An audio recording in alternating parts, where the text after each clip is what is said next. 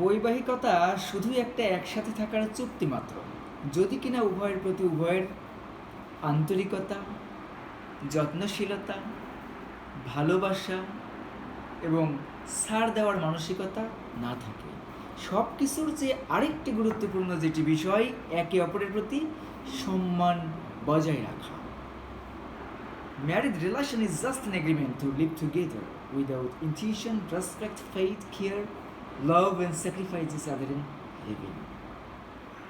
ছোট্ট একটি শব্দ বিয়ে। আমরা অনেকেই হয়তো চিন্তা করে দেখি না যে এই দুই অক্ষরের একটি শব্দের সাথে কত কিছু জড়িত আছে। মানসিক, শারীরিক, পারিবারিক, সামাজিক, ইহকাল এবং পরকাল, অনেক কিছু। আমাদের দায়িত্ব, কর্তব্য, উচিত, অনুচিত, একে অপরের কাছে জবাবদিহিতা, প্রয়োজন এবং বিনোদন, এগুলো নিয়েই তো আমাদের আয়োজন প্রিয়জনদের জন্য। তবে অনেক সময় দেখা যায় যে এই বৈবাহিকতায় জড়াবার সূত্রে তারা নিজেদের এই উদ্দেশ্যটাকে, মানে বৈবাহিকতায় জড়ানোর যে উদ্দেশ্যটা, সেটা ভুলে যায় উদাসীনতায়, নয়তো দেখা যাচ্ছে নিজেদের মধ্যে ছোটোখাটো বিষয় নিয়ে ভুল বোঝাবুঝি তৈরি হয়। দুটো আলাদা আলাদা পরিবার থেকে আসা ছেলে মেয়ে যখন একসাথে বৈবাহিকতায় জড়ায়, এটা এমন একটি প্রতিজ্ঞা যেটা আজন্ম একসাথে থাকবার প্রতিজ্ঞা। বিয়ে এমন নয় যে সকালে করলাম বিকেলে ভেঙে ফেললাম, এ মাসে করলাম সামনের মাসে ভেঙে দিলাম, এবছর করলাম বা সামনের মাসে ছেড়ে দিলাম, না, আজন্ম একসাথে থাকবার একটা প্রতিজ্ঞা। চলার পথে বিভিন্ন বাঁকে, বিভিন্ন রকম পরিস্থিতি, পারিপার্শ্বিকতা আমাদেরকে মানিয়ে চলতে হবে। হতে পারে তার পছন্দ আমার অপছন্দ, হতে পারে বিপরীত, অনেক কিছুই আমার মতের বাহিরে যেতে পারে।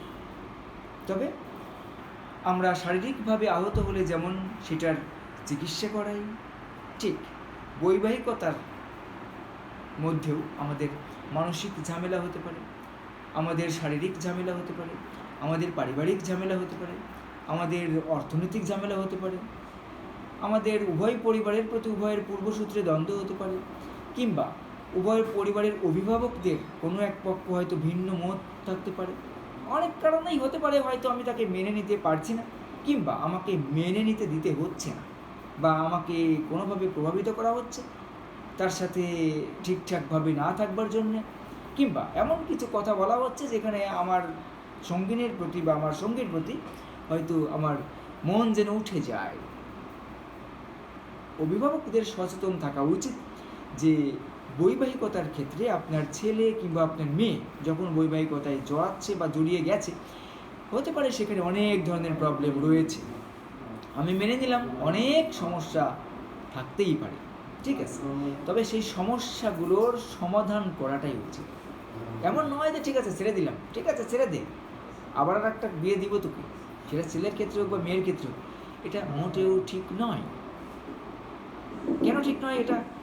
যেমন একটা মান সম্মানের বিষয় রয়েছে এবং উভয় পরিবারের অনেক কিছুই এখানে জড়িত, এবং দুটো মানুষ, দুটো ছেলে মেয়ে, তাদের কিন্তু আন্তরিকতারও ব্যাপার রয়েছে, বুঝলেন না?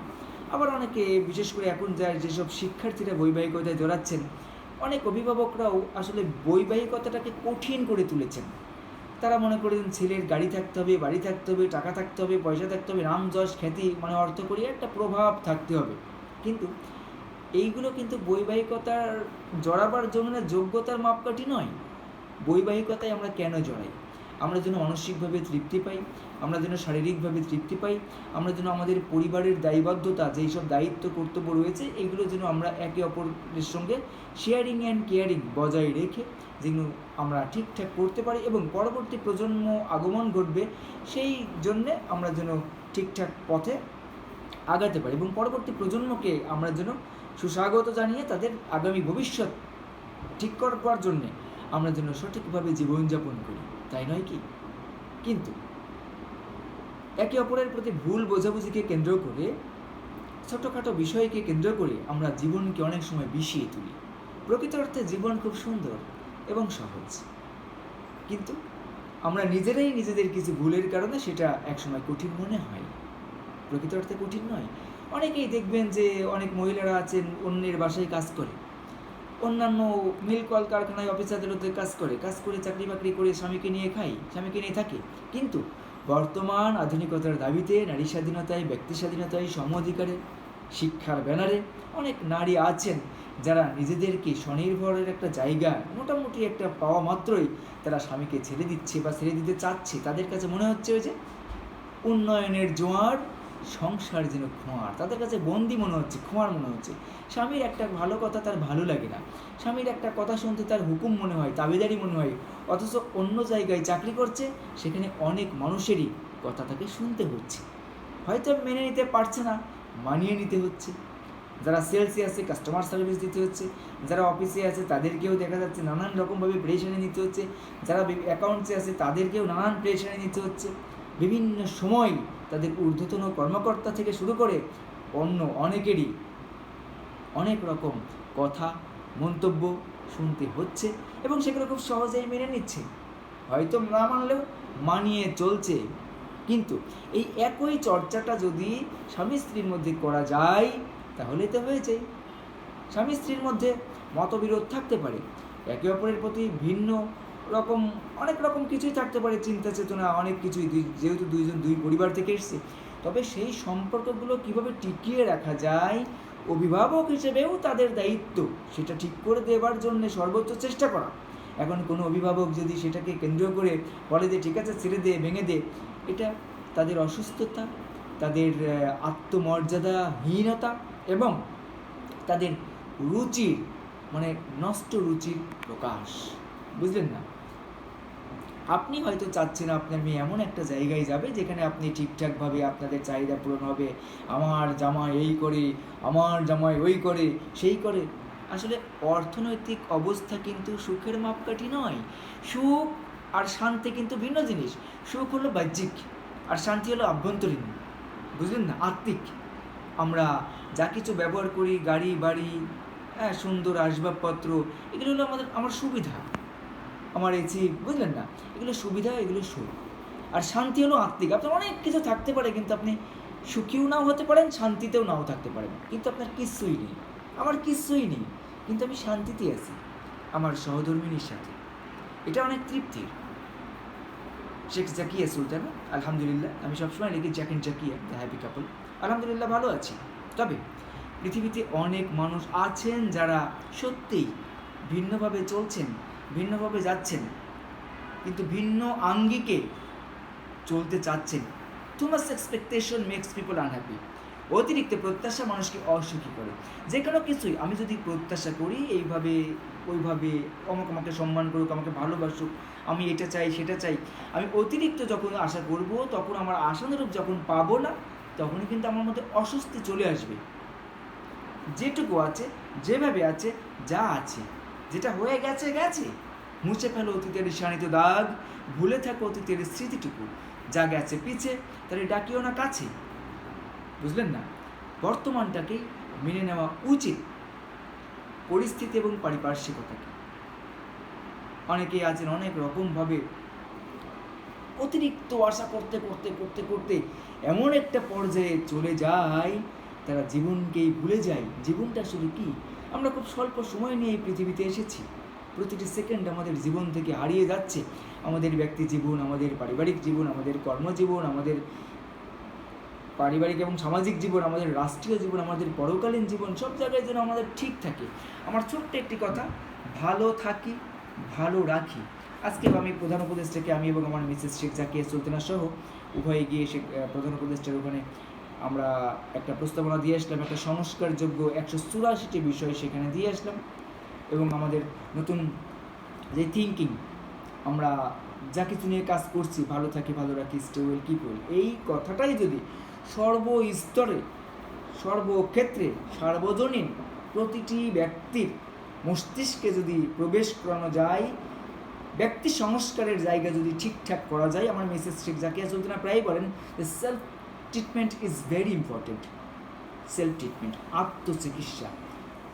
আমিকে যদি চিকিৎসা আমি করি তাহলে দেখবেন সব ঠিকঠাক। আমি আমার নিজেকে যতটা বোঝাতে পারবো, পৃথিবীর অন্য কেউ তা আমাকে বোঝাতে পারবে না। আর অন্যরা আমাকে বোঝাবে আর সেটা আমাকে মেনে নিতে হবে, এরকমটাও নয়। আমার মা একটা বলছে, আমার বাবা একটা বলছে, আমার অন্যরা একটা বলছে, আমার যে কোনো পরিস্থিতি হতে পারে, সংকটময় পরিস্থিতি আসতে পারে, আমি হয়তো আমার শুভাকাঙ্ক্ষীদের সাথে তা ভাগ করছি, শেয়ার করছি। তারা তাদের অভিজ্ঞতার জায়গা থেকে তারা তাদের অনুভূতি আমাদেরকে প্রকাশ করবে, তার সিদ্ধান্তই আমাকে মেনে নিতে হবে না। আমারও তো একটা মতামত আছে, আমারও তো একটা ভালো লাগা আছে, তাই না? অন্যদের মতামতের সাথে আমার চিন্তাকে আমি একত্রে করে সুন্দর একটা সমাধান নিয়ে আসতে পারি, তার মানে বিচ্ছেদ নয়, বুঝলেন না? বিচ্ছেদ অনেক ক্ষতির কারণ তৈরি করে, বিশেষ করে মেয়েদের জীবনে। যারা বৈবাহিকতা থেকে বিচ্ছেদে যায়, তাদের জন্য মোটেও সম্মান বয়ে আনার নয়, তার পরিবারের জন্যও নয়। আবার অনেকে আছে মনে করে, না ঠিক আছে, একটা বিয়ে হয়েছে, কী হয়েছে, ওটা ছেড়ে দিয়ে আবার করবো, সমস্যা কী, আবার মেয়ে বিয়ে দিব। আবার ছেলেকে মনে করছে, না ঠিক আছে, একটা বিয়ে দিয়েছি, আবার ওইটা বাদ দিয়ে ছেলেকে আবার বিয়ে দিব। না, এটা ঠিক নয়। অনেক ছাত্রছাত্রীরা বিয়ে করছে এখন, তাদের উৎসাহ দেওয়া উচিত, কেননা প্রাপ্তবয়স্কদের অবশ্যই বিয়ে দেওয়া উচিত। আমাদের প্রচলিত সমাজ ব্যবস্থায় বাল্যবিবাহ নিষিদ্ধ থাকলেও বাল্য প্রেম কিন্তু থেমে নেই, অথচ সেটাই কিন্তু নষ্টামি। বাল্য প্রেম যারা করছে তারা নষ্টামি করছে, চিপা চাপাই গলিতে গলিতে সুযোগ মতো কায়দা করে ফায়দা নিচ্ছে। প্রেমের নামে তারা যা করছে তারা রীতিমতো নষ্টামি, সেটা কিছুই নয়। ভালোবাসি ভালোবাসি সবাই মোরা বলি, কিন্তু ভালোবাসতে মোরা কজনে ব্যাপারে। ভালোবাসায় চাওয়া যদি হয় শুধুই ভালো রাখা, তবে কেন তাকে ভিন্নতায় দেখে তোমার এত জ্বালা? তুমি যাকে ভালোবাসো তার যেটা ভালো লাগে সেটা তুমি মেনে নাও, যদি তার সুস্থ হয়। উভয় পরিবারের উচিত ওই সম্পর্কটাকে টিকিয়ে রাখবার জন্যে যথাসাধ্যভাবে ব্যবস্থা করে দেওয়া। অনেক বাবা মা আছেন যে মেয়ের এক জায়গায় বিয়ে দিয়েছে, সেটা সেখান থেকে আবার ঝামেলা মনে হচ্ছে, সেটা ছাড়িয়ে নিচ্ছে, ছাড়িয়ে নিয়ে অন্য জায়গায় 10 লাখ 20 লাখ টাকা দিয়ে বিয়ে দিচ্ছে। অথচ এই 10 লাখ 20 লাখ টাকা দিয়ে দেখা যাচ্ছে যেই জামাইয়ের সাথে এখন আছে তাকে যদি কিছুটা সাপোর্ট দেওয়া যায়, সে কিন্তু আরও অনেক ভালো থাকতে পারে। তাতে মেয়ের জন্য বলো, সেই ছেলের জন্য বলো, সম্মানের জায়গাও ঠিক থাকে। কিন্তু তা না করে দেখা যাচ্ছে এটাকে বিচ্ছেদ করে অন্য জায়গায় দেখা যাচ্ছে এটা ফ্রি হয়েছে, এই জায়গায় বিচ্ছেদ করে আরেক জায়গায় 10 লাখ 20 লাখ দিয়ে বিয়ে দিচ্ছে। কিংবা মেয়েও মনে করছে ঠিক আছে এটা তো ভুল হয়ে গেছে, আর ঠিক আছে 10 লাখ 20 লাখ না লাগলেও আবার আরেক জায়গায় রিলেশনে জড়াচ্ছি। হাত বদলের অভ্যাস ভালো নয়। অনেক মেয়ে এমন আছে, অনেক ছেলেও এমন আছে, হাত বদল করে ফেলে, যে কোনো সময় চেঞ্জ করে ফেলে, কিন্তু এটা ঠিক নয়। বরং আমাদেরকে বৈবাহিকতায় উৎসাহ দেওয়া উচিত প্রাপ্তবয়স্ক ছেলে মেয়েদেরকে, এবং তাদের সম্পর্ক কিভাবে ঠিক থাকে সেটার জন্য উভয় পরিবারকে মানসিকভাবে আর্থিকভাবে সহযোগিতা করবার সর্বোচ্চ আন্তরিক চেষ্টা থাকা উচিত। সাহায্য যদি নাই করে তবুও অন্তত সম্পর্ক ভাঙবার পক্ষে কথা বলা উচিত নয়। ভালো থাকি ভালো রাখি, আমি নিজেও ভালো থাকি, অপরকেও ভালো রাখি, আর উপকার করতে নাও যদি পারি, অন্তত অপকারের কারণ যেন সৃষ্টি না করি, বুঝলেন না? আমি আজ প্রধান উপদেষ্টার অফিসে যেই আমার প্রস্তাবনা দিয়ে আসলাম সংস্কারযোগ্য 184টি, সেখানে আমি বলেছি বিবাহিত ছাত্রছাত্রীদের জন্য বিশেষ আবাসন ব্যবস্থা রাখা প্রয়োজন। কেননা সেখানে দেখা যাচ্ছে তাদের নিজেদের খরচে একসাথে থাকবার মতো ব্যবস্থা হচ্ছে না। আবার অনেক মেয়েরা আছে বৈবাহিকতায় জড়ালে তাদের চাহিদা অতিরিক্ত হয়ে যায়, একা আছে একরকম চলছে, বিয়েতে জড়ালে আর অনেক কিছু চাওয়া শুরু করে, এটা সেটা, এখানেও ভুল বোঝাবুঝি তৈরি হয়ে যায়। উভয়ের প্রতি উভয়ের আস্থা থাকতে হবে, আন্তরিকতা থাকতে হবে, মানিয়ে নেওয়ার মানসিকতা থাকতে হবে, এবং কে কোনটা পছন্দ করে, কার কোনটা ভালো লাগে, কার কোনটা ভালো লাগে না, কে কোনটাতে খুশি হয় কোনটাতে হয় না, এটা উভয়ের বিষয়টা উভয়ে দেখতে হবে। অনেক ছেলে মেয়ে আছে বৈবাহিকতায় জড়াচ্ছে, কিন্তু সে বলছে না ঠিক আছে তোমার মতামতে আমার কেন চলতে হবে, আমি অন্যের কথাই কেন চলবো, আমার মতামত আছে না, আমি যা খুশি তাই করবো, আমি যখন খুশি সেখানে, যখন যেখানে খুশি সেখানে যাবো, আমি যা মানে যার সঙ্গে ইচ্ছে তার সঙ্গে কথা বলবো ইত্যাদি। প্রযুক্তির আশীর্বাদে যোগাযোগ মাধ্যম যতটা সহজ হয়েছে, হাতে হাতে মুঠোফোন পৌঁছে গেছে, এইটাকে কেন্দ্র করে অনেক সম্পর্ক ভেঙে যাচ্ছে। কাছের মানুষগুলো দূরে, দূরের মানুষগুলো কাছে, স্বামী স্ত্রীর মধ্যে যোগাযোগ ভালো হচ্ছে না, কথাবার্তা হচ্ছে না, শেয়ারিং কেয়ারিং হচ্ছে না। দূরের মানুষের সঙ্গে শেয়ারিং কেয়ারিং হচ্ছে, খেয়েছো, কোথায় যাচ্ছ, কী করছো, অথচ স্বামীর সাথে এগুলো নেই। স্বামী জিজ্ঞেস করলে বলছে যে এগুলো আমাকে মানতে হবে কেন, সরি।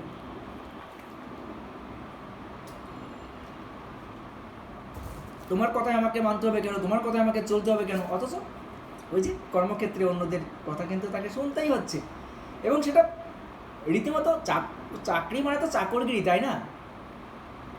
আমার একটা অনেক আগে একটা আমাকে বলেছিলাম, আমি সকাল বেলা যাই ফিরিতে ফিরিতে মাঝরাত্রি হইয়া যায়, আমি কামলা আমি কামলা আমি কামলা দিয়া খাই, আজ আমি আমার আমি না। চাকরি সেটা বড় হোক ছোট হোক, পদ আপনার যেই হোক, এটা চাকরগিরি, বুঝলেন না? অথচ স্বামী একটা কথা বললে সেটা গায়ে লেগে যাচ্ছে।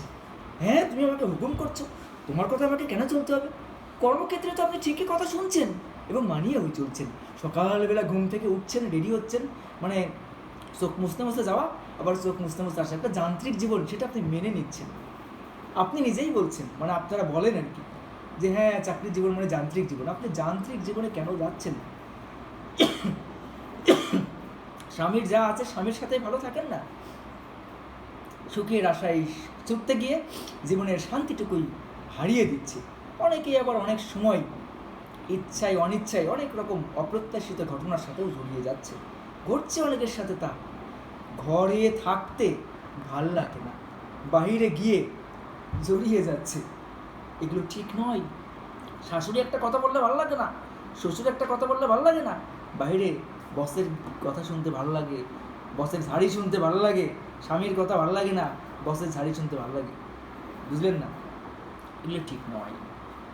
অর্থনৈতিক অবস্থা নয়, বরং আমাদের মানসিক অবস্থা ঠিক করা দরকার। Mind satisfaction is most important. মানসিক স্বস্তি সবচেয়ে গুরুত্বপূর্ণ। সব থেকে হতে পারে আপনার স্বামীর সাথে ভুল বোঝাবুঝি হচ্ছে, আপনার স্ত্রীর সাথে ভুল বোঝাবুঝি হচ্ছে, সেগুলো নিজেদের মধ্যে বসে নিজেরাই ভাগাভাগি করা উচিত। সেটা অন্য কাউকে বলে সমাধান হবে না। আসলে স্বামী স্ত্রীর মধ্যে যা কিছু হচ্ছে মাকে বলে দিচ্ছে, যা কিছু হচ্ছে বাবাকে বলে দিচ্ছে, অন্যকে বলে দিচ্ছে, বন্ধুবান্ধবকে বলে দিচ্ছে। নিজেদের কথা অন্যদেরকে বললে এটা সম্মানও ঠিক থাকে না, আবার এটা সমাধানও হয় না। কেউ কাউকে কোনো কিছু করে দেয় না, নিজেদেরটা নিজেদেরকেই করতে হয়।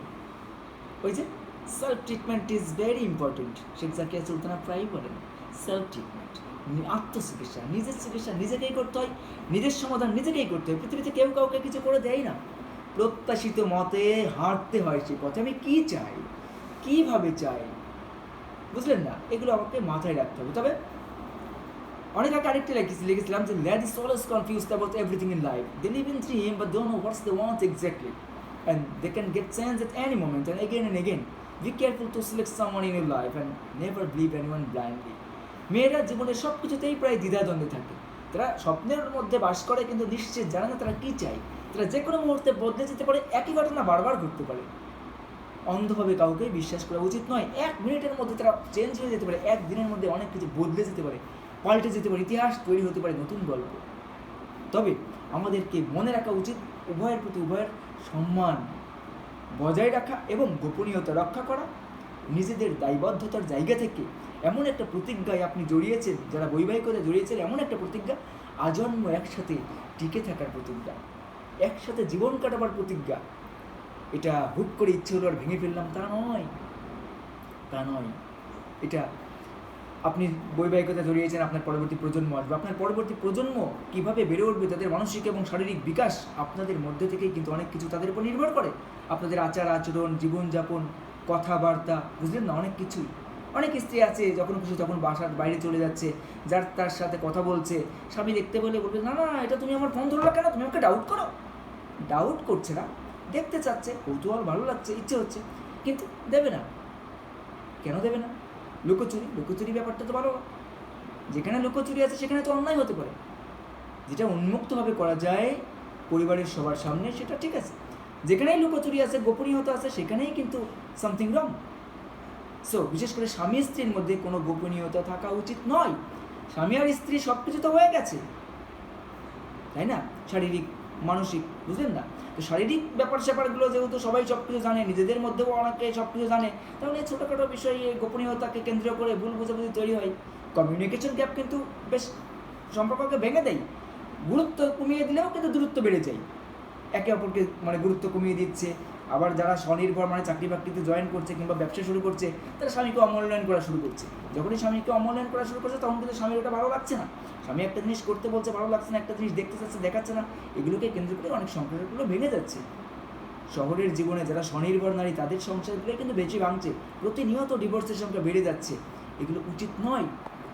বিচ্ছেদ কোনো সমাধান নয়, জীবন থেকে পালিয়ে বাঁচা যায় না। হোঁচট খেয়ে পড়ে গিয়ে জীবন শেষ করার নাম জীবন নয়, আবার উঠে নতুন করে চলা শুরু করার নাম জীবন। তবে আমার যদি আঙুলের সমস্যা, আঙুল কেটে ফেলার দরকার নেই, সেটা চিকিৎসা করা উচিত। এটা যদি ভেঙে যায় সেটাও আমার বিচ্ছেদ করার দরকার নেই, এটারও চিকিৎসা করা উচিত। আমার সমস্যা যেমনই হোক এটার উপযুক্ত সমাধান চাই। সকলের আজ আগামীর শুভকামনায় MZN love and life motivations club কর্তৃক আজকের মতো এখানেই। Councillor Jack Denver. ভালো থাকি, ভালো রাখি। Happy living everyone.